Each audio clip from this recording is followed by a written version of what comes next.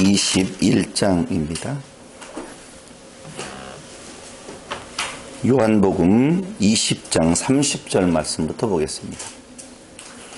예수께서 제자들 앞에서 이 책에 기록되지 아니한 다른 표적도 많이 행하셨으나 오직 이것을 기록함은 너희로 예수께서 하나님의 아들 그리스도이심을 믿게 하려 함이요 또 너희로 믿고 그 이름을 힘입어 생명을 얻게 하려 함이니라. 아멘. 지난 시간 우리가 마치고 난 뒤에 여러분들이 다음 시간이 마지막 시간이라고 보면 요한복음 전체를 좀 정리해 주셨으면 좋겠다라고 요청을 하셨잖아요. 근데 뭐 굳이 요한복음 1장부터 다시 살펴보지 않아도 오늘 요한복음 20장 30절과 31절에서 요한복음이 무엇에 관한 책인지, 왜 요한복음이 쓰여졌는지가 정확하게 나와 있습니다. 그건 이 책에 기록되지 아니한 다른 표적도 많이 행하셨으나 오직 이것을 기록함은 요한복음이겠죠. 요한복음을 표적의 책, 이적의 책이라고도 이야기를 하잖아요. 많은 표적들, 예수님께 행하신 표적들이 많이 있는데 그 중에서 요한복음에 더 많이 기록되어져 있어요. 다른 복음서보다도. 그런데 이런 표적들, 또 복음서에 기록되어진 표적 말고도 더 많은 표적을 행하셨으나 요한복음에 이렇게 기록한 이유는 그건 예수께서 하나님의 아들 그리스도이심을 믿게 하려고 썼다, 그 말이에요. 그러니까 요한복음 처음부터 시작해서 끝까지 우리가 읽고 공부를 한다면 결론은 딱 하나, 다 같이 시작. 예수는 하나님의 아들이시요 그리스도이십니다. 이 결론 나오면 된다는 거죠. 다른 결론 내면 목적에서 어긋나는 거예요. 다른 복음은 없어요. 그냥 그게 정답이에요. 그런데 우리가 하나님의 아들이라고 이야기할 때에는 벌써 우리 머릿속에 삼위일체 하나님이 들어와요. 1차적으로. 두 번째 들어오는 것은 아들이라고 하는 그 단어가 주는 어감은 아들을 낳는 아버지가 있다는 거고, 그 아버지가 있다라고 하는 것은 아들하고 아버지 사이에서 아버지가 더 높고 위에 있고 아들은 그 밑에 존재하는 것처럼 느껴지더라는 것이죠. 근데 그럴 수 없는 거거든요. 그래서 오늘은 요한복음을 통해서 도대체 그 예수가 하나님의 아들이시요 또한 그리스도라고 하는 말의 본뜻이 무엇인가를 한번 생각을 해보면서 진짜 요한복음을 통하여서 하고자 하시는 메시지가 무엇냐라고 이야기하면 예수는 하나님이시다, 이걸 말씀하고 계시는 거예요. 요한복음 1장 1절로 가서 보면 태초에 말씀이 계시니라 이 말씀이 하나님과 함께 계셨으니 이 말씀은 곧 하나님이시니라. 예수님 그분은 하나님이시다, 그 말이거든요. 다시요. 하나님의 아들 그리고 그리스도 되심에 대한 증거라고 했는데 요한복음 1장 1절에서는 그분이 하나님이시다고 거꾸로 말을 하고 있다니까. 하나님이신데 그분을 뭐라고 부른다? 하나님의 아들이라 이렇게 부른다는 거예요. 그러다 보니까 우리의 그 사고 구조 속에서는 성부 하나님, 높으신 하나님, 성자 하나님, 중간 하나님, 성령 하나님, 꼴찌 하나님, 이렇게 생각이 들어가지 않을 수가 없다니까요. 그럼 둘째 하나님을 말씀하시려고 요한복음이 기록되어졌느냐? 아니라는 거예요. 예수라고 하시는 분은 첫째 하나님 성부 하나님, 둘째 하나님 예수님, 셋째 하나님 성령 하나님 이걸 말하려고 하는 것이 아니라 예수님이 곧 하나님이시다 라고 하는 중요한 메시지를 전달하는 것이 요한복음이라 하는 것입니다. 그래서 먼저 우리는 요한복음 20장 30절을 통하여서 요한복음은 1번 표적의 책이다, 이적의 책이다. 맞죠? 많은 이적 표적을 행하셨는데 이러한 표적을 지금 기록하고 있다라고 하면서 표적의 책이다. 그런데 그 표적을 기록한 목적, 다시 말씀드리면 예수님께서 그러한 표적을 행하신 이유가 예수님이 하나님의 아들이심을 증거하는 것이지, 그 표적이 나왔으니 그 예수를 믿는 믿음 안에서 우리도 그 표적을 행하거나 그 표적의 수혜자가 된다, 이걸 말하려고 하는 것은 전혀 없다라고 하는 것입니다. 그래서 20장 31절에서 예수는 하나님의 아들이시다라고 말하고 있는 이 말은 요한복음 1장 1절로 가서 예수는 하나님 자신이시다 그 말이에요. 여기에 여러분들이 한 문장을 좀 기억해 주셨으면 좋겠는데요. 다른 하나님은 없다 그 말이에요. 이걸 자칫 잘못 받아들일 수도 있을 것 같아서 제가 조심스럽기는 한데, 성부 하나님, 성자 하나님, 성령 하나님이라고 하는 개념 자체도 사실은 우리 머릿속에서 지워져도 된다 그 말이에요. 다른 하나님은 없어요. 그러니까 굳이 삼위일체 하나님을 이야기한다라고 할 때는 우리가 말하고 있는 그 성자 하나님, 예수님을 중심으로 해서 삼위로 읽어져야 되지, 그걸 읽지 아니하고 본래부터 삼위 하나님이 서열을 따라서 있었던 것처럼 우리 뇌에 박히면 안 된다는 거예요. 자, 하나만 더 찾아보도록 하겠습니다. 마가복음 9장 7절.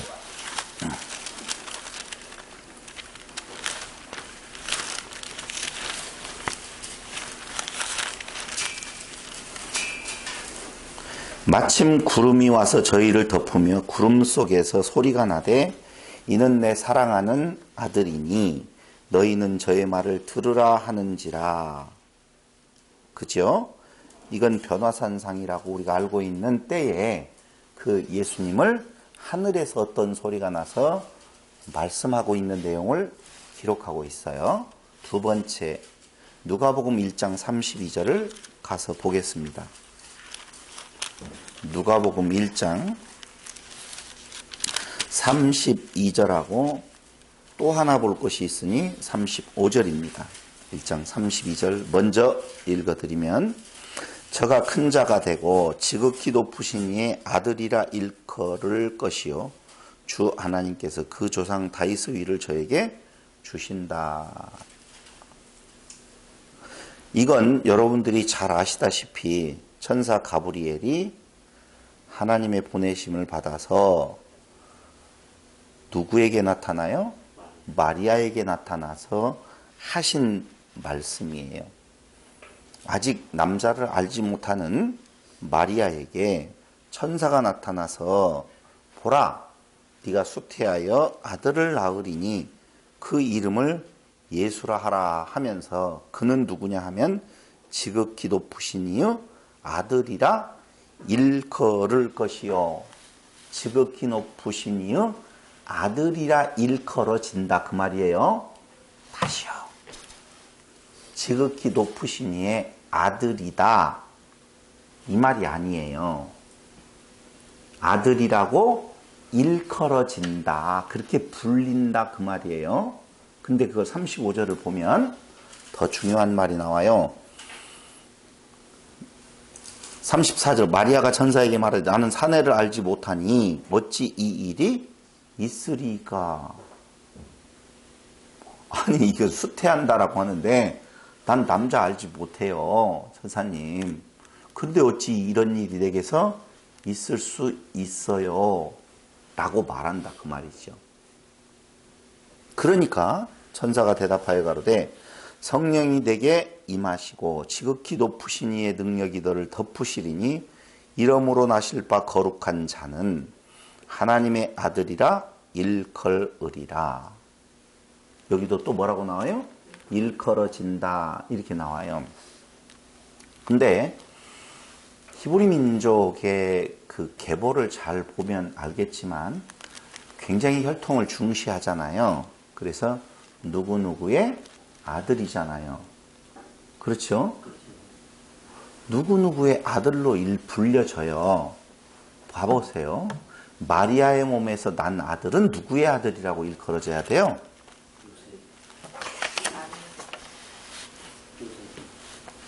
몰라요. 알 수가 없어요. 다시 말하면 씨가 누군 씨인지를 모른다니까요. 누구 씨면 그 씨의 아들이 되잖아요. 이은재 씨면 이은재의 아들이고 이광철 씨면 이광철의 아들이고 그렇게 일컬음을 받을 거라는 것이죠. 당연한 거예요. 그건. 그런데 그 마리아는 남자를 알지 못한다는 것이죠. 그럴 때에 그 아이가 만약에 요셉의 아들이라고 일컬음을 받게 되어진다면 그 요셉의 아들이라고 불리는 그 요셉의 뭐가 되어져요? 씨가 되어진다니까. 씨가 되어져요. 그러니까 절대 예수는 사실은 자기 백성을 저희 죄에서 구원할 자예요. 그러니까 자기 백성, 누구 백성? 하나님의 백성. 그러면 그 하나님이 그 백성을 구원하기 위해서 이 땅에 오셨어요. 근데 오셨는데 오신 모습이 어떤 모습이냐면은 아기예요, 아기. 아기라니까. 만약에 그 아이가 뭘로 났으면, 암컷 딸로 났으면 하나님의 딸이라 일컬어질 거다 그 말이에요. 지금 정확하게 제가 의도하는 바가 팍팍팍팍 가지는 않지요. 가는 것도 있는 것 같아요, 느낌이. 중요한 것은 어쨌든 남자를 알지 못해서 사람의 씨가 없는데 아들은 나요. 근데 그 아들은 분명히 자기 백성을 저희 죄에서 구원할 자이셔요. 그러면 이 아이를 무엇라고 불러야 됩니까? 라고 묻는 거거든요. 나는 씨 받은 적이 없습니다. 지금 마리아의 입장에서는. 그러니까 뭐예요? 드러난 모습은 아들이에요, 딸이에요? 아들이에요. 하나님 아버지고 예수 아들이라는 말이 아니라니까. 지금 이 땅 위에 나타나신 그 하나님은 사람의 모습 중에 어떤 모습? 아들의 모습으로 났으니, 그럼 이 아들은, 이 남자는 누구의 후손이라고 불러야 됩니까? 라고 물어보는 거예요, 마리아가. 나는 누구 씨도 안 받았어요, 지금. 이 아이는 그럼 누구 아들이 되는 거예요? 그러니까 누구 아들이 되는 거예요? 누구 아들이 되는 것이에요? 라고 물어보는 때의 그 답이, 그건 하나님의 아들이라고 불러. 사람의 씨가 아니다. 그 말이라니까. 하나님이 아버지고 성자가 있고가 아니라니까. 이해 왔죠? 이게 성탄절날 우리가 구약에 나타난 그리스도라고 하는 말에 중요하게 들어갈 메시지예요. 마침 성탄의 의미가 새롭게 조명되어질 수 있는 시간이에요. 이번에 빠지면 그건 뭐 천추의 한이지. 천추의 한이 되어지지. 진짜예요. 이번에 깔끔하게 정리가 아마 될 거예요, 여러분. 구약의 그동안에 뭐 구절이 뭐냐, 뭐 이게 뭐냐, 역사적인 의미에서 풀어지는 내용까지는 다 알 수도 있어요. 근데 이번에 정리되어지는 것은 진짜 여러분 중요한 내용이에요. 그래서 오늘은 여기 나왔으니까 내가 내용을 가지고 와서 맛보기로 지금 말씀을 드리는 거예요. 그러니까 다시 이제 정리됐죠? 성부 하나님, 성자 하나님 이런 개념이 아니라니까요. 이 계급이 있는가든가 높낮이가 있다, 중요도가 다른 부분이 아니고 성경은 분명히 자기 백성을 저희 죄에서 구원할 자예요. 근데 그 나타난 형태가 뭐예요? 아들의 형태로 나타나니 그럼 누구십니까? 사람의 생각으로는 그러잖아요. 이게 어떤 자 존재의 시입니까? 아들은 아들인데 그러면 뭐라고 이 땅 위에서 불리어진다? 일컬어진다? 하나님의 아들이라고 일컬음을 받는다. 그렇게 불리워진다. 지금 그 말이거든요. 중요했죠. 아직도 안 중요하면 성탄절 특강 시간을 기대하시고 누가복음 4장 41절에 보니까 거기에 바로 그리스도라고 하는 내용이 나와요. 여러 사람에게서 귀신들이 나가며 소리질러 가로되 당신은 하나님의 아들이니이다 라고 나오죠. 맞죠? 아들이니이다. 예수께서 꾸짖으사 저희 말함을 허락지 아니하시니 이는 자기를 그리스도인 줄 알미러라. 하나님의 아들입니다. 아니 하나님이 무슨 애를 낳거니요. 그런 의미 아니에요. 그렇게 일컬어지는데 그 하나님의 아들이라고 일컬어지는 그분이 누구라고요? 그리스도. 다시 말씀드리면 자기 백성을 저희 죄에서 구원할 자. 이런 의미를 지금 가지고 있다니까요. 자, 그래서 요한복음으로 다시 가서 말씀을 드린다라고 보면 첫째 표적의 책이요. 둘째 예수는 하나님의 아들이시다. 이 말은 다른 말로 말하면 하나님이시다 라고 하는 것이요. 다른 하나님은 없어요. 그리고 그분은 그리스도이시다. 그럼 이 모든 것들을 다 합해 놓아 보면 결론적으로 어떤 결론에 도달하게 되어지느냐 하면은 20장 31절 하나님의 아들 그리스도이심을 믿게 하려 함이요 또 너희로 믿고 그 이름을 힘입어 생명을 얻게 하려 함이니라 그 말이에요. 그러니까 그 하나님의 아들 그리스도는 생명과 관계되어 있는 분이라는 것이죠. 그럼 우리가 생명하면 떠올려야 되는 한 단어가 있는데 그것은 다름이 아니라 심판이라고 하는 거예요. 심판의 개념이 없이 생명이라고 하는 개념은 있을 수가 없다 그 말이에요. 그러니까 예수는 누구이신 건가? 심판주이시다. 이걸 아셔야 돼요. 심판주에는 생명과 뭐가 같이 들어있어요? 심판이 같이 들어있다 그 말이에요. 그러니까 오직 예수님만이 심판주이시라고 하는 말은 우리는 심판주 하면은 저주를 생각하잖아요. 아니요. 심판주에는 뭐가 들어가 있다고요? 생명의 의미가 들어가 있다는 거예요. 그러니까 본래 모든 자들이 그 온전하신 자 앞에서 다 심판 아래 놓여 있는 자인데 그 중에 몇을 어디로 이끌어? 생명으로 이끄신다는 거예요. 그러니까 다른 어떠한 요인 필요 없고 오직 그분만이 그 이름만이 자기 백성을 저희 죄에서 구원하러 오신 자 그 하나님만이 무엇을 줄 수 있어요? 생명을 주시는 분이다 그 말이에요. 그래서 그분을 알고 그분 이름 안에서 무엇을 얻게 하려 함이라? 생명을 얻게 하려 함이니라. 끝. 그 내용입니다. 그런데 21장으로 넘어가요. 이제 넘어가는데 정말 재미있는 내용이 하나 있는데 21장이 너무 허무하게 끝나요. 너무 허무하게 끝나요. 그게 뭐냐면요.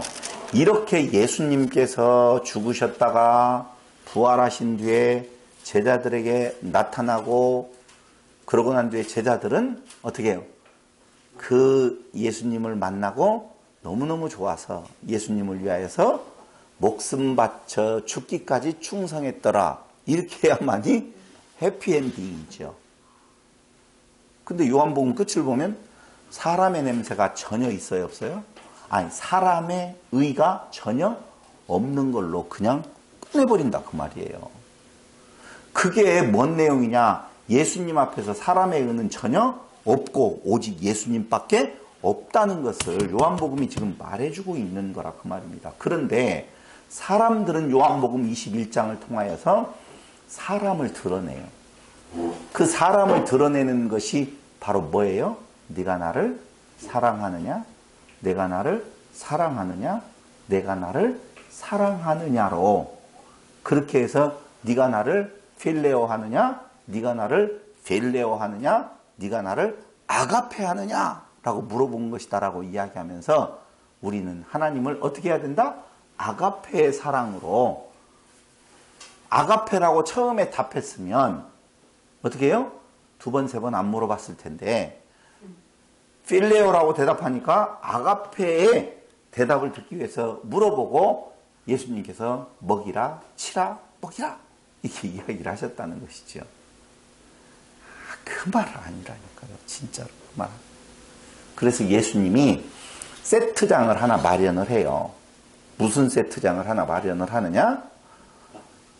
니꼬락서니를 알라. 이 세트장을 하나 마련을 해놓고 인간의 그 처참하게 무너진 모습을 드러낸 다음에 요한복음을 끝을 내는 거예요.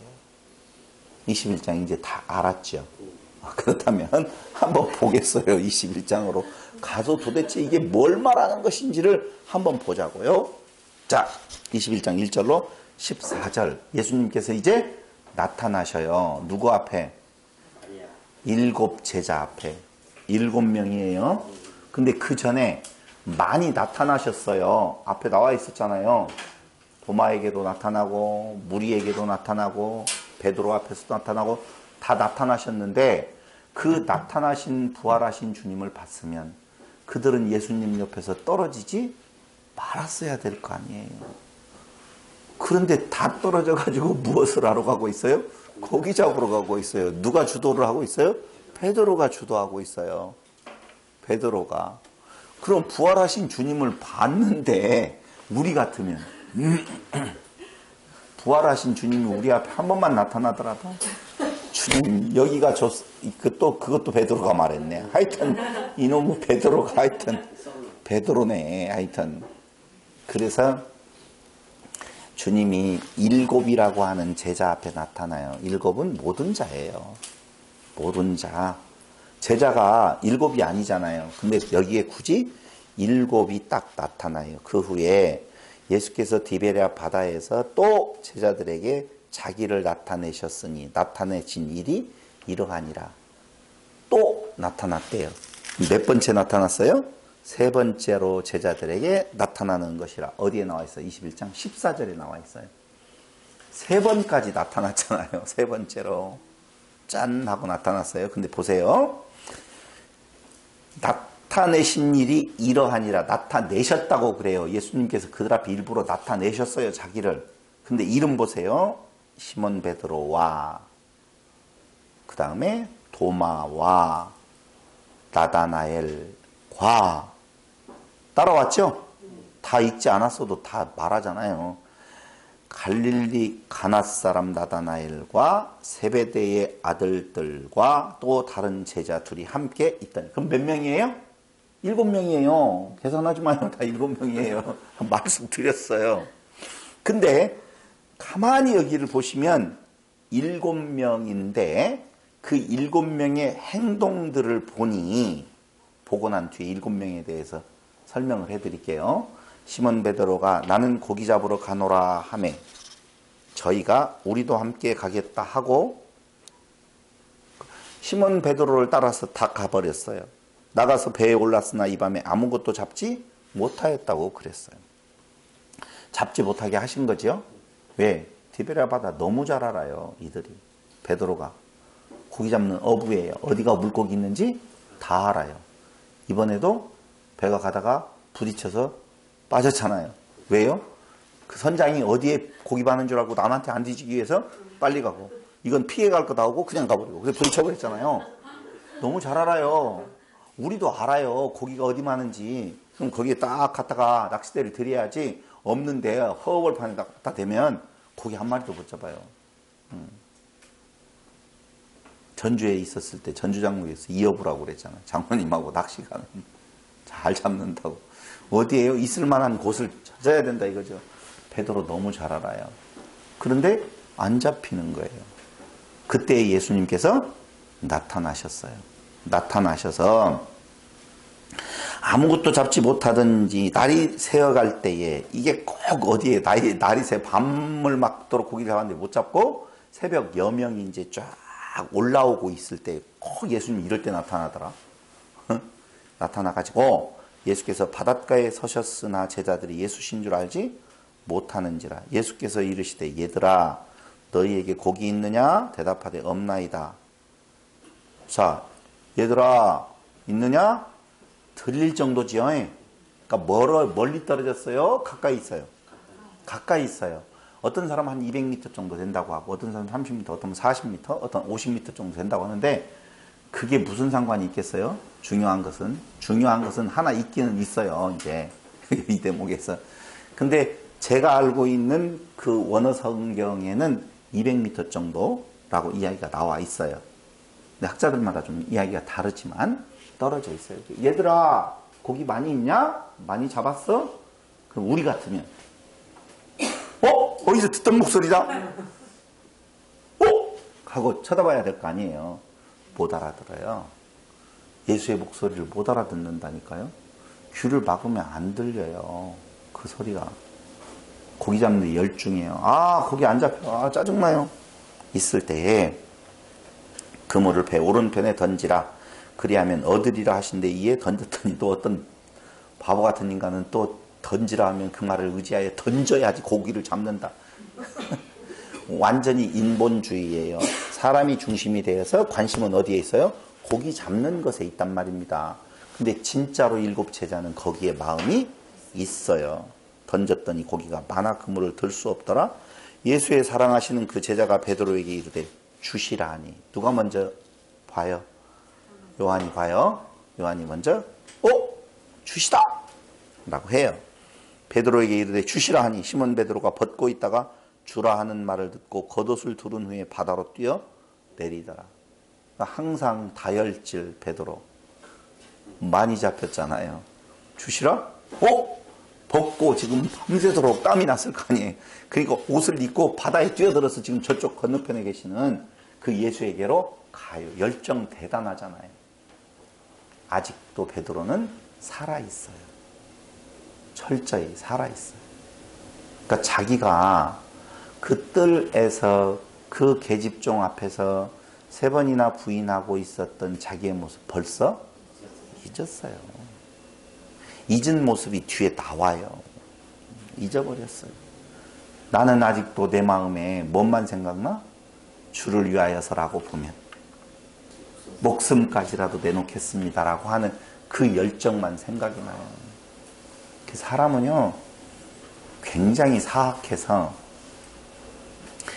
자기에게 불리한 것은 기억하고 싶지 않고, 자기에게 유리한 것 기억하고, 그리고 자기를 강화시키기 위하여서, 자기를 철저히 포장하고 강화시키기 위해서 무엇이든지 끌어당기려고 하는 못된 습성이 사람에게 있어요.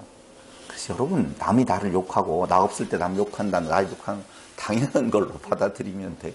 사람은 기회가 있어서 저 사람을 죽임으로 내가 살 수 있으면 얼마든지 그렇게 하는 사람이지, 저 사람을 살리기 위해서 나를 낮추는 인간이 아니에요. 끝까지 네가 낮아지면 내가 높아지리라거든요. 그러니 베드로는 지금까지도 그 마음에 주를 위해서 나는 죽을 수 있습니다라고 하는 맘먹었던 것만 마음에 있는 거예요. 내가 먼저 가야지, 주 앞에.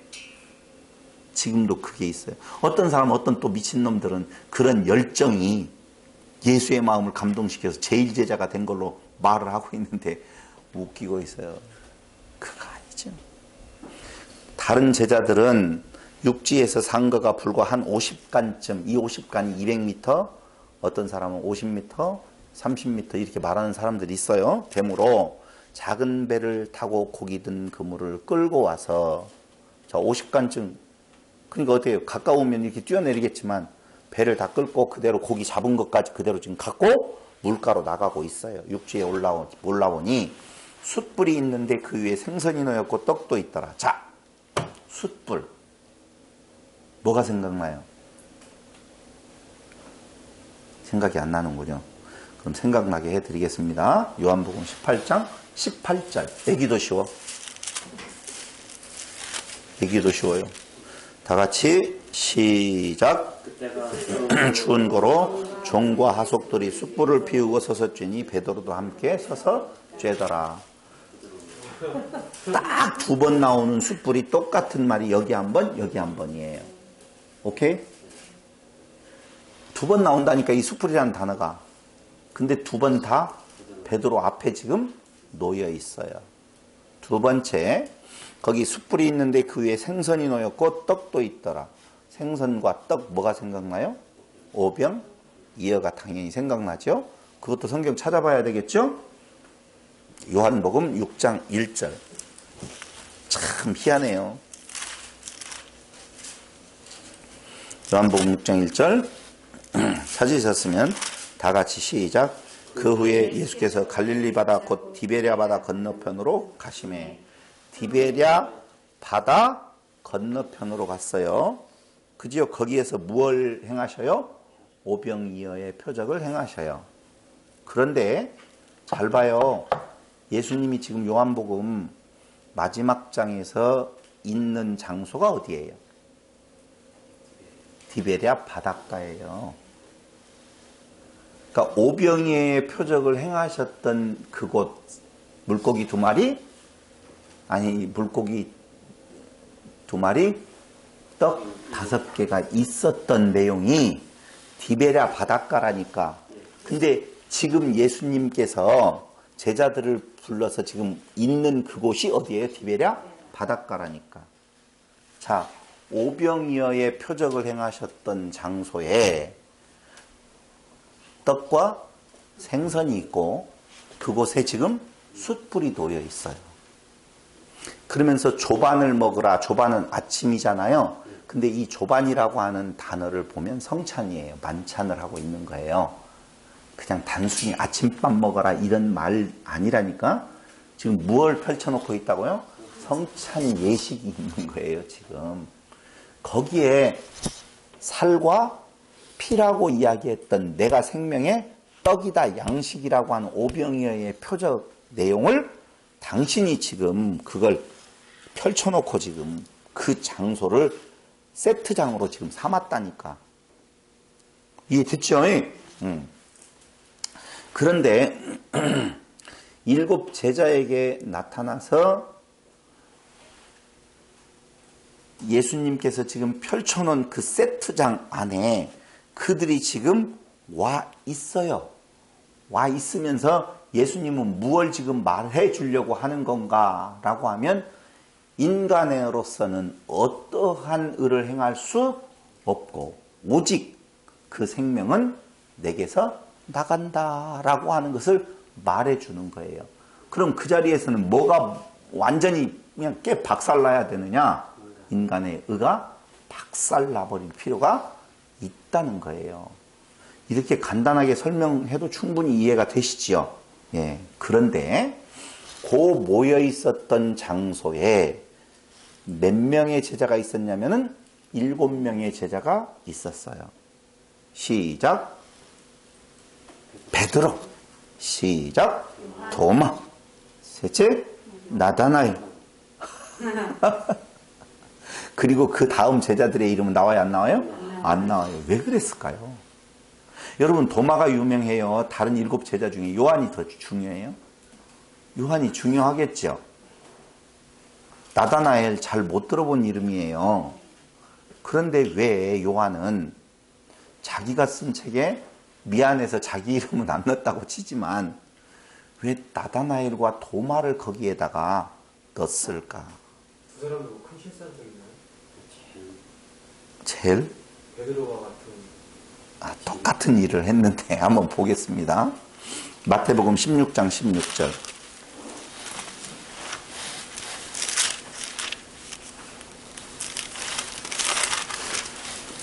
시작.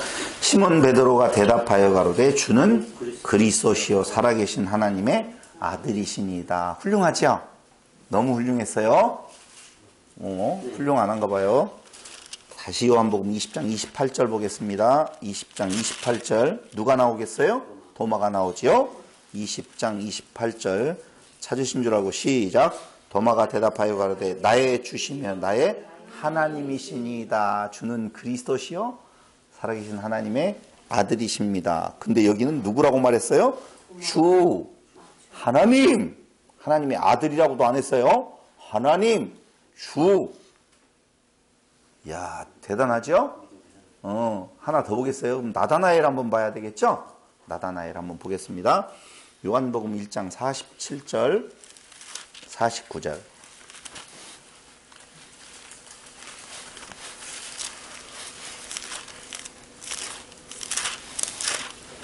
(1장 47절) 다 같이 시작.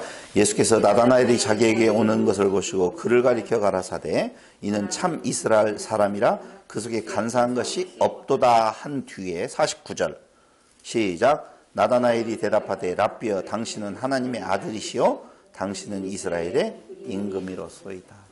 그러니까 이 세 사람은요 사실은 하나님의 아들이시요 주님이십니다. 그리스도이십니다라고 고백한 자들이에요. 셋 다. 그러니까 인간으로서의 고백 중에서 가장 아름다운 고백들을 한 자들이라니까. 그 고백을 할 때 예수님께서 바요나 시몬아 너를 뭘 베드로라 하지 아니야. 아니 너를 요한의 아들 시몬이라 하지 아니하고 베드로라 반석이라고 하겠다라고 지칭해 줄 때가 요 고백할 때잖아요. 그죠? 그러니까 이건 굉장히 중요한 고백인데 인간 세 사람 다 그 고백을 한 자들이에요. 그런데 그 위대한 고백, 인간으로서는 최고의 가치라고 할 수 있는 문장의 고백을 한 자들을 무가치하게 만들어 버린다니까. 네 고백이 아니다라고 하는 거예요. 봐라, 너 그 고백을 그렇게 했다라고. 주님이시오 하나님이십니다. 나의 주인이시오 하나님인데 어떻게 그렇게 쉽게 떠나서 물고기 잡으러 갈 수 있고. 아니 부활하기 전에야 또 그럴 수 있다라고 하지만 부활한 뒤에도 보고도 그 주님을 따르겠다라고 끝까지 쫓아가지 아니하고 잠깐 우리가 보고 싶은 자라 귀신으로 왔다가 가셨는갑다 하고 그 다음에 어디로 가야 돼요? 생업에 종사하러 먹고 사는 것 더 중요하다는 거예요. 예수님을 직접 본 자도 이러는데 제가 여러분들 보고 주일날 빠지지 말고 나오라고 한들 그게 나와지겠냐고요. 그게 안 된다니까. 그럴 수 없어요. 그런데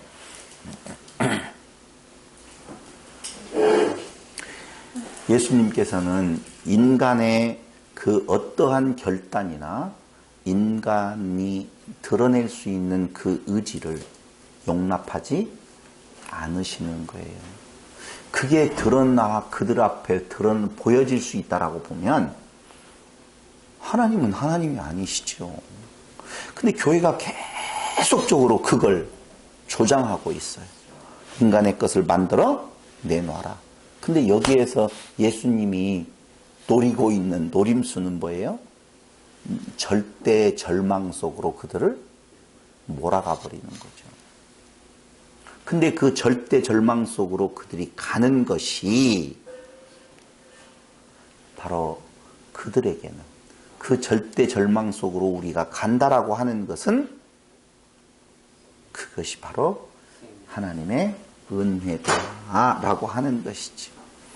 완전한 절망, 완전한 포기에 이르게 하심이 곧 하나님이 우리에게 주시는 자기 부정의 과정을 통하여서 주시는 깨닫게 하시는 하나님의 은혜다라고 하는 것을 말씀하고 있는 거예요. 부활을 목격하고도 사망의 상태에 놓여 있고요. 구원은 오직 인간의 의가 아니라 하나님의 포기하지 아니하시는 열심이 유일한 원인이요, 요인이요, 조건이다. 그 말입니다. 그것밖에 다른 것이 없어요. 그럴 때 그들을 모아서 그들의 모습을 지금 보게 하시는데 14절에 이것은 예수께서 죽은 자 가운데에서 살아나신 후에 몇 번째로? 세 번째로 제자들에게 나타나신 것이라 라고 이야기하고 있어요. 세 번이라고 했잖아요. 그러면 뭔가 깨닫는 것이 있어야 될 거 아니에요. 그런데 그런 거 없어요. 여기에서 끝나는 것이 아니라 그 요한은 그때 그 사건을 다시 한번 상기시키면서 인간을 완벽한 절망의 나락으로 데려가 버립니다. 보시죠. 저희가 조밥 먹은 후에 예수께서 시몬 베드로에게 이르시되 요한의 아들 시몬아 네가 이 사람들보다 나를 더 사랑하느냐 하시니 거기 사람들보다라고 할 때 일자라고 써졌죠. 이것들보다 자 무슨 말이냐면요. 관주에 보면 이 사람들 거기 모여 있었던 다른 6명 보다도 네가 나를 더 사랑하느냐 라고 물어봤을 수도 있고 또 다른 어떤 원본에는 이것들 거기에 있었던 어떠한 물질적인 어떤 것보다도 더 나를 사랑하느냐 라고 물어볼 수도 있어요. 무엇을 취하든 상관없어요. 우리는 지금 우리가 느껴지는 대로 이 사람들보다라고 한번 보자고요. 됐죠? 이 사람들보다 6명보다 네가 나를 더 사랑하느냐? 그 말은 베드로라고 하는 존재를 통하여서 베드로를 낮추시려고 하는 것이 아니라 인간 7이라고 하는 완전수예요. 모든 자들이 다 똑같다. 근데 베드로는 더더군다나 인간의 모습으로 보면 열심을 내는 자요. 뭔가 자기가 있을 수 있는 자라고 한번 드러내 보여주는 거지요. 네가 나를 더 사랑하느냐? 라고 물어봐요. 그러니까 베드로가 뭐라고 그래요? 주여 그러하여다. 내가 주를 사랑하는 줄 주께서 아시지 않습니까? 라고 말을 해요. 다시요. 장면 생각을 하시고요. 숯불이 있어요. 거기에 계집종이 있어요. 그 계집종들 많은 사람들 앞에서 3번 부인하고 있는 장면이에요. 그런데 그 부인하는 장면에 가서 보면 알겠지만은요. 그가 맹세하여라고 이야기할 정도라고 보면요. 내가 만약에 이게 거짓말이면 우리 고향 말로 말을 하면 썰을 뽑아버리겠어요 라고 한다든가 혀가 뽑히는 한이 있더라도 예를 들어서 내가 우리 아버지 우리 엄마 아들이 아니라고 내가 말할 수 있어요. 내가 하나님의 이름을 걸고 이런 의미예요. 쉽게 표현을 하면. 그러니까 완벽한 부정이에요. 그 모습을 그 앞에 보여줬던 건데 베드로 그 생각 있어요 없어요? 없어요. 왜 없어요? 자기 중심이에요. 자기 중심. 그러니까 나는 주님이 또 고기를 그분을 던지라고 하면 많이 있잖아요. 새로운 희망이 지금 떠올랐어요. 야 능력 있으신 분 옆에 또 가야 내가 2등으로 가면 안 된다. 멀리 떨어져 있는데 그냥 옷 입고 팡 뛰어들어서 그냥 예수님에게 지금 바로 갔단 말이에요. 다른 제자들은 어떻게 해요? 배에다가 그물 있는 걸 가지고 지금 올라오고 있는데 그러니 얼마나 열심히 있어요. 사랑하는 줄 아시잖아요. 그 다 사랑해요. 아시잖아요. 그러니 거기다 뭐래요? 내 양을 치라. 이렇게 이야기. 이것 때문에 사람들이 이게 부정적이면 예수님께서 양을 치라고 하시겠느냐. 그럼 이게 긍정적이면 예수님이 양 칠 사람이 필요해가지고 인간의 어떤 도움이 필요해서 그런 거 아니라고요.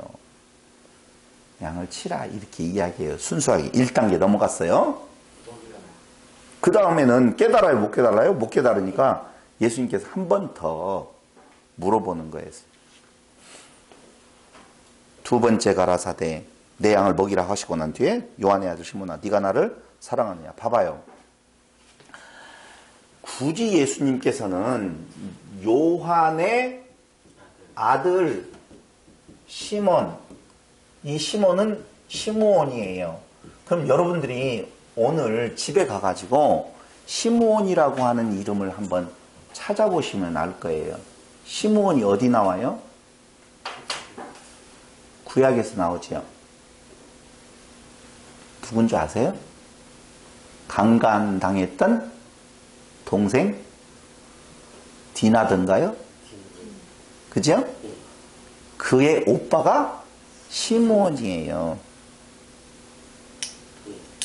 열받아가지고 그 족속들을 죽이기 위해서 우리 딸을 너희가 맞이하려면 할례를 행하라 해가지고 할례가 가장 심할 때, 그 통증이 심할 때 가서 싹 죽여버리잖아요. 그자가 그 오빠가 누구라고요? 시므온이에요. 시므온. 그러면 시므온이라고 하는 단어를 한번 찾아보시면 뭐라고 나와 있는지 나올 거예요. 시므온 찾아볼까요? 휴대폰 있는 분들? 시므온? 한번 찾아보세요. 시므온. 시므온.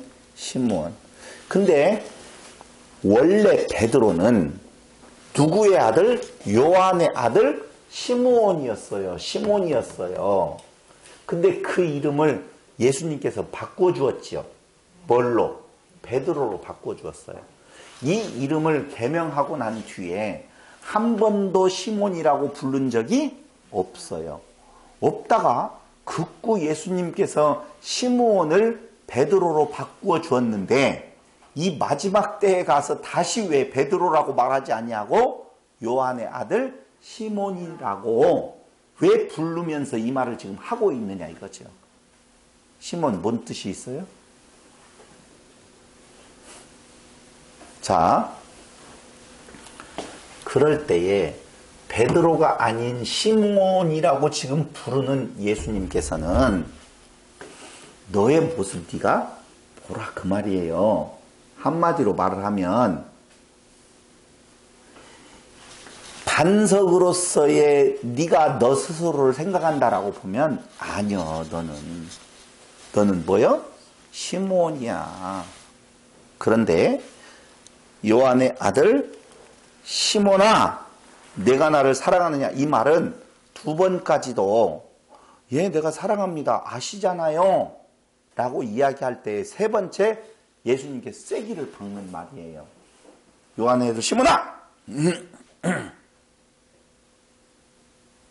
요한의 아들 시몬아 세 번째 다 같이 시작. 요한의 아들 시몬아 하면 깨달아야 될 거 아니에요. 본인의 본래 모습이 어떤 놈인지. 세 번까지 시몬아 이렇게 세 번까지 지금 불렀잖아요. 그런데도 깨달아요 못 깨달아요? 못 깨달은데 뭐가 좀 이상했어요. 뭐지? 내가 이렇게 사랑하는지 사랑하는 마음이 있고 아시잖아요 아시하다 했는데 이게 뭐지? 그게 세트장이라니까. 세 번 세트장 숯불 앞에서 그 계집종에게 부인했던 부분이 있을 거 아니에요. 사랑하느냐 하시니 주께서 세 번째 네가 나를 사랑하느냐 하심으로 이게 뭐지? 두 번이나 대답을 했으면 여기에서 끝내야 될 텐데 또 물어봐.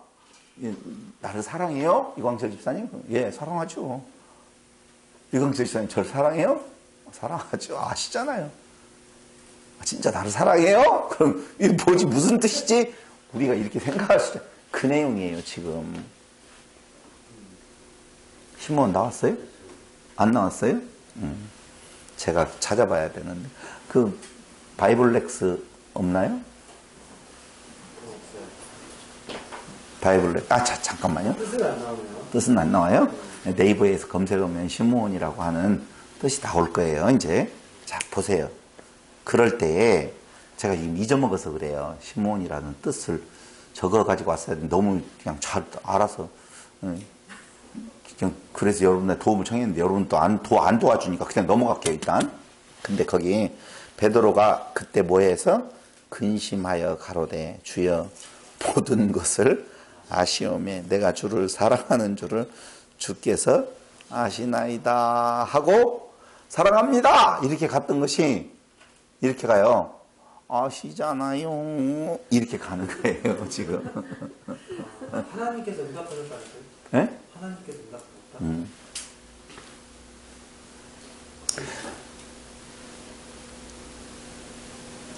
잠깐만요. 지금 그 이야기 하지 말고. 그러니까 세 번째 물어볼 때, 이건 내가 좀 기가 죽는다 하고 내려가요. 자, 이 정도 되어졌으면 우리 같으면 내 문제 있는 것을 지적하시고 진짜 내가 그랬구나. 맞아, 나는 없어 라고 생각을 해줘야 되잖아요. 그죠?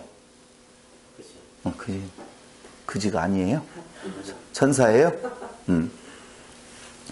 아시나이다. 예수께서 가라사대 내 양을 먹이라 그래요. 이 말은 네가 대답을 잘했다든가 네 마음이 그렇기 때문에 내가 너에게 내 양을 맡긴다라고 하는 개념이 아니에요. 너의 모습 알지? 그 모습인데도 불구하고 어떻게 해요? 내 복음을 너한테 맡긴다. 지금 그 말이에요. 조건절로 보면 안 된다고요. 이랬기 때문에 이걸 주신다. 그 개념이 아니에요. 너는 내 양을 치고 먹이는 존재로 내가 너를 정해놨어요. 근데 그 일은 네가 하는 것이 아니라 내가 하게 하는 거야. 그럼 앞에 사랑합니다. 사랑한 줄 아시잖아요. 이 말은 네 의로, 네 발로, 네 행동으로 네가 하는 줄로 알았었지만 아니고 지금부터는 내가 너를 강제적으로 원치 아니하는 곳으로 데려갈 거야. 그 뒤에 말이에요. 그 말이. 보세요. 내가 진실로 진실로 내게 이르노니 젊어서는 이 말이에요. 그 젊어서라고 하는 말이 나이가 젊다라고 하는 말도 있겠지만 그것보다는 아니 얼마나 됐다고. 예를 들어서 예수님 만나봐야 몇 년이에요 지금? 3년 어간이에요. 그죠? 근데 3년 전에는 젊고 3년 뒤에는 늙어? 그 말이 아니고 너의 의가 있다라고, 너의 의로, 너의 열심으로, 너의 행함으로 뭔가를 한 수 있다라고 생각할 때에는 네가 스스로 띠띠고 원하는 곳으로 다녔거니와. 지금 베드로 늙었어요? 안 늙었어요? 안 늙었잖아요. 근데 늙어서는 내 팔을 벌리리니 남이 내게 띠띠우고 원치 아니하는 곳으로 데려가리라. 내 팔을 벌린다는 말은 죽음이라는 것 말하고 있는 거예요. 그러니까 네가 원하는 곳은 그곳이 아니야. 네가 원하는 건 어디였어요? 자기의 의를 드러내어서 메시아 되는 자에게 붙어가지고 왕의 옆에서 호사를 누리는 자로 자기의 의를 더하려고 했었다라고 보면 아니, 그때는 네가 그 마음으로 그렇게 가서 어떻게 되어져요? 자기의 모습에 완벽한 절망 속으로 예수님께서 갖다 데려다 놓았잖아요. 근데 지금은 오히려 그 절망 가운데에서, 그게 누구의 모습이에요? 모세의 모습이고 다 모든 자의 모습이에요.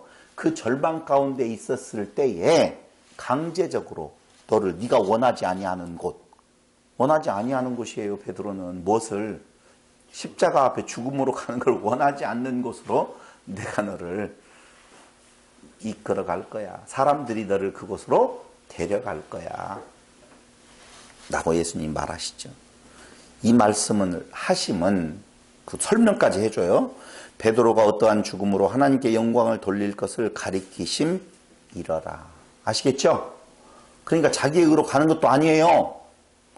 이 말씀을 하시고 베드로에게 이르시되 나를 따르라 하시니, 나를 따르라 이 말은 뭐예요? 죽으러 가자 그 말이에요. 하시니 그 뒤에 말 봐봐요. 베드로가 돌이켜 예수의 사랑하시는 그 제자가 따르는 것을 보니 그는 만찬석에서 예수의 품에 의지하여 주여 주를 파는 자가 누구오니까 묻던 자로라. 요한이 지금 저쪽에 있어요. 넌 나를 따라 죽으러 가자 라고 할 때 알았어요 하는데 누가 있어요? 요한이 있어요. 요한이 보이면 우린 뭐라고 해야 돼요? 보이든 말든 난 주님을 따라간다 가야 되는데, 베드로가 돌이켜 예수의 사랑하시는 그제 묻던 자라 21절. 이에 베드로가 그를 보고 예수께 여짜오되 주여 이 사람은 어떻게 되겠습니까? 물어봐요. 쟤는 어떻게 돼요? 지금 이 정도 예수님하고 대화했으면 우리 같으면 주여 내 모습이 이런데도 불구하고 끝까지 저를 데리고 가시려고 하니 감사합니다. 너희들이 무엇이 어떻게 됐든 간 난 주를 따라가리라 하고 갈 텐데 얘는 그래요. 나는 데리고 가서 두 팔을 벌린다 죽인다고요? 그럼 쟤는 안 죽어요?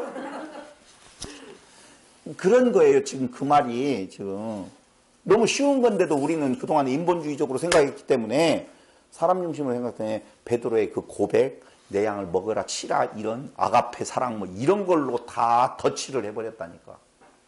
근데 거기 봐봐요. 예수께서 가르칠 때 내가 올 때까지 그를 머물게 하고자 할지라도 네게 무슨 상관이냐. 너는 나를 따르라 하시더라. 너는 그걸 상관할 자격도 없고 그거 관심 둘 것도 없는 존재야 라고 하니까 이렇게 말하니까 또 뭐라고 이 말씀 형제들에게 나가서 그 제자는 죽지 아니하겠다 하였으나 이 베드로는 죽음으로 가고 얘는 그럼 모든 관심이 이 육체가 죽느냐 사느냐 누가 높아지느냐 낮아지느냐 누가 더 많은 것을 차지하느냐에 이때까지도 누구를 봤는데도 부활하신 주님을 3번씩이나 나타나서 그들에게 보여주었는데도 불구하고 변화될 수 있어요? 없어요? 없어요. 그래서 은혜라니까. 여러분 우리가 믿는다고요? 그래서 믿으면 지옥 간다는 말을 하는 거예요.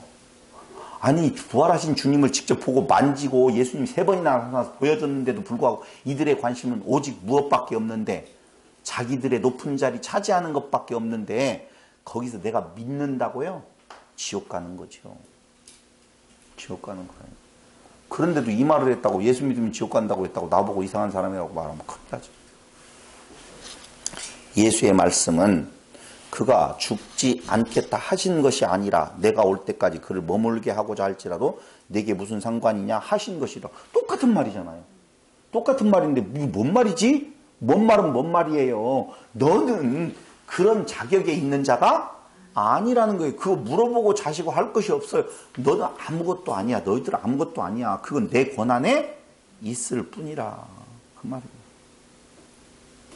근데 사람들의 관심은 완전히 다른 관심이 있어요. 죽이느냐 살리느냐 부자로 살게 하느냐 가난하게 살게 하느냐 높아진 자냐 낮아진 자냐 귀양이면 하나님의 자녀가 높아지는 자리에 살다가 좀 열심히 일하다가 하면 뭐가 덧나요? 하나님께 이렇게 덤빈다니까. 여러분 예수를 믿는다라고 아무리 하더라도요 우리에게서 나타나는 오늘 예배 마치고 가면서 벌써 내일 갯돈을 어떻게 낼 것이지 이거 다 염려 걱정. 내가 오늘 뭐 먹고 살 것이냐 망하느냐 흥하느냐 되느냐 안 되느냐 낫느냐 병 걸리느냐 이 관심이 우리 속에 있어요. 그게 나쁘다고요? 아니요. 상관없어요. 그런 존재인 것을 보게 하셔서 완벽한 어디 속으로 절망 속으로 우리를 이끌어 가는 그 자리가 하나님의 가장 큰 은혜의 자리인 줄로 알면 된다 그 말입니다. 다 끝났어요. 예수님께서 행하신 일들을 낱낱이 기록한다면 이 세상이라도 그 기록된 책을 두 개 부족할 줄 아노라. 그런 것들을 다 보여주고 알려주고 들려준다고 해서 그걸 연구한다고 해서 그걸 많이 내가 지적으로 알았다라고 해서 믿음이 좋고 하나님 앞에 떳떳하고 의로운 자로 설 수 있는 내용이 전혀 아니라는 것이죠. 그런데 오늘 나보고 부사님 너무 말씀을 잘 깨달아가지고 막 훌륭 나를 죽음으로 몰아넣는 것이지 절망 속으로 내가 그쪽으로 아니요. 근데 그런 모습이 있다니까. 잠깐은 그런 생각을 한다니까요. 내가 도대체 뭐하고 있지 이런 생각을 한다니까요. 어저께는요. 도대체 내가 왜 사업을 하고 있지? 이렇게 해서 얼마를 번다라고 하는 것이지. 벌고 나면 1년 뒤에는 재산이 한 10억 정도 불어났다라고 한번 봐. 10억 있을 때하고 없을 때하고는 무슨 차이가 있지? 내가 그 다음 달 급여날이 되어서 우리 직원들 급여를 주느냐 못 주느냐를 내가 하는 거하고 급여가 충분히 주고도 남아서 보너스를 100% 200%씩 팍팍 줄 때하고는 도대체 무슨 차이가 있지? 라고 생각을 해봐요. 그것 자체도 내 의다라고 하는 생각을 하는 거예요. 어떻게 해요? 보너스도 좀 주면서 1년에 한 달씩 유급 휴가 자기 개발을 다 제 꿈이거든요. 소망이 아니라 희망이거든요. 나를 드러내고자 하는 한 달씩 쉬어! 연차 쓰고 말고도 또 쉬어! 그래도 돌아가! 끝까지 나를 높이지 못해서 안달을 나버린 모습을 여기 7명의 제자라고 하는 내용 앞에서 그대로 지금 무엇하고 있어요? 보여주고 있는 거예요. 너는 하나님의 도우심이 아니면 존재할 수 없다는 거예요. 시므온 찾았어요? 다시요. 뭐라고 나와 있다고요? 하나님께서 응답하셨다. 하나님께 응답하셨다. 제가 그건 다음에 더 한번 예?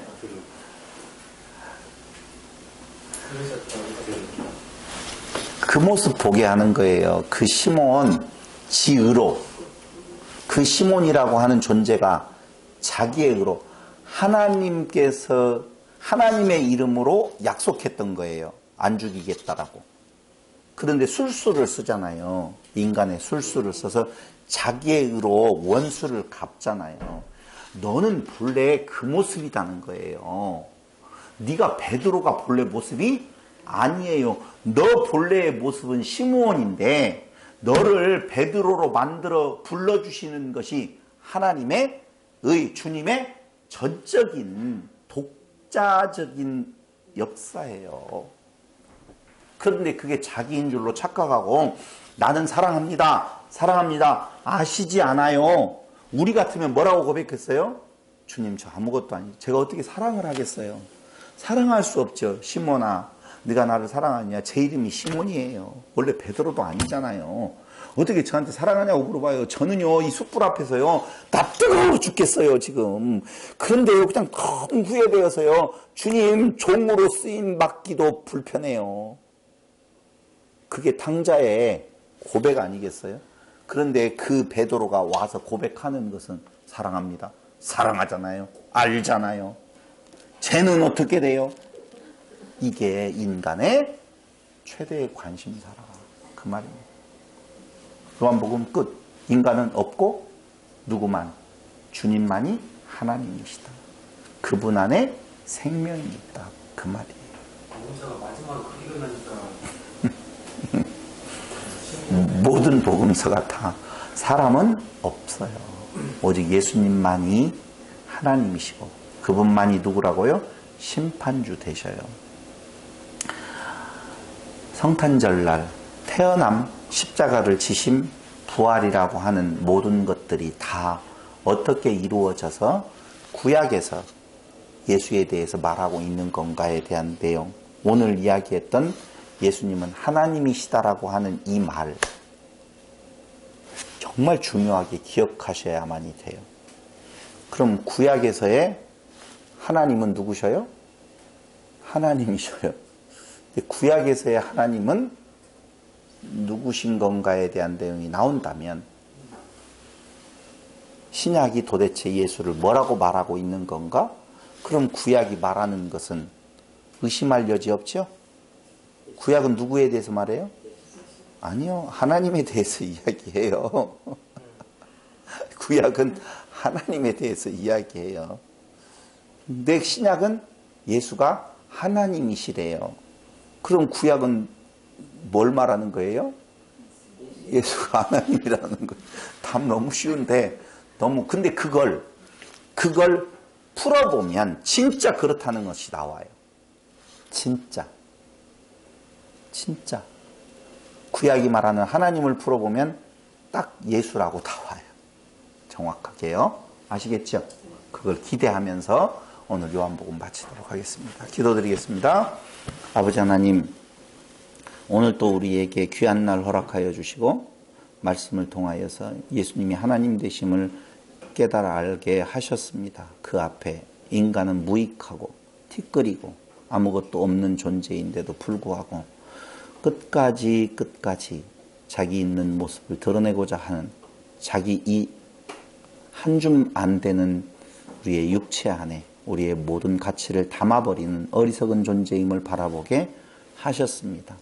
인간의 의로는 내가 먼지와 티끌과 같다라고 고백할 수도 없는 존재임을 다시 한번 하나님 앞에 고백하오니 아버지 하나님의 은총이 우리를 하나님의 영원한 자녀로서 삼아주시는 그 진리를 깨달아 알게 하셔서 우리로 사는 삶 가운데에 있어서 아버지의 영광을 찬양하며 사는 자들이 될 수 있도록 역사하여 주시기를 예수님의 이름으로 기도드립니다. 아멘. 한 가지 빼먹었지만은요, 끝나고 난 뒤에